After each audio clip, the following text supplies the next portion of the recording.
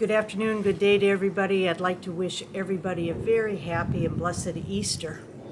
We come into this Easter season having lived the mystery of death and resurrection. During this past week, the liturgies and the readings from the Bible, they talk about the real humanity of Jesus. He was betrayed by his closest friends. He was abandoned by them. When he asked them to accompany him, they turned him down. They weren't faithful. They denied him. One minute they said they will die with him, and the next minute they're saying they don't even know him. He was put before the civil authorities, accused of crimes. Jesus wasn't put to the test by the civil governments because he was this likable guy, but he was telling a radical story, and it was a radical story of love. But yet, he never defended himself. He never lashed out. He never tried to get vengeance. He never bullied anybody. This is our God, a God incarnated in the flesh. And I know that all of us suffer those same kind of things. We have people who abandon us when we feel like we need them. We have people who bully us and we feel persecuted. Sometimes we don't understand why that happens.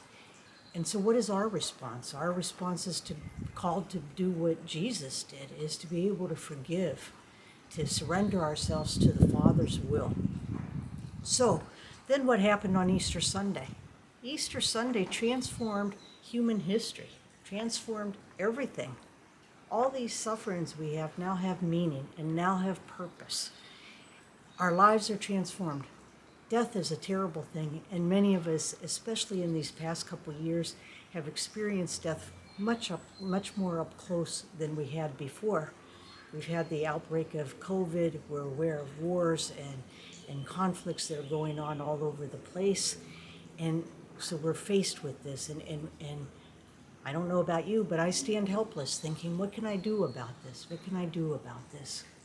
But we do know that God's love is in this, that his mercy and his presence is in there. And that's the mercy and the presence that we are called to. We're well aware of the conflict. Most of the world has lots of attention focused on Ukraine, on the atrocities that one country would invade another for no reason. But that's the place that we all know. But there are ongoing wars, ongoing displacements all over the world. The Holy Father often talks about people who are throwaway people, people who are marginated and put at the edges and nobody pays attention to. But we also have countries and nations that are throwaway countries, throwaway and marginated.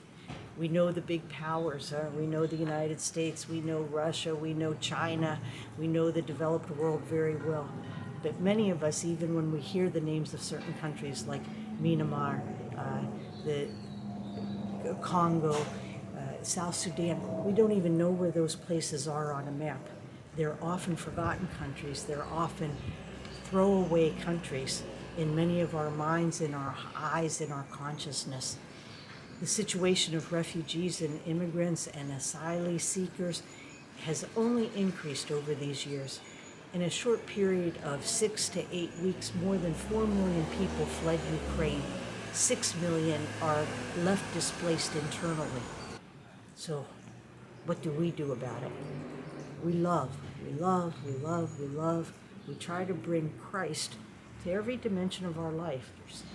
And we are called to bring this transformative love that Jesus brought through his example of his life, of his mercy, because his last acts were ones of forgiveness. So on this Easter Sunday, let us be filled with this joy and understand that God wants us to live this resurrection and that he gives us the grace and the power and his presence with us continuously to be able to be people who love, that we can be nations who love. That is what our call is, to proclaim the good news of Jesus Christ to the world.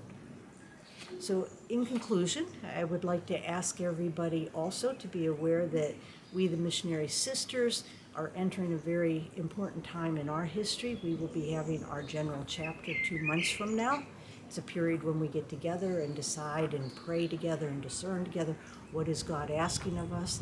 So I would ask all of you to join in prayer with us, and that we, the missionary sisters, can be faithful daughters of this heart of Christ that we proclaim to be.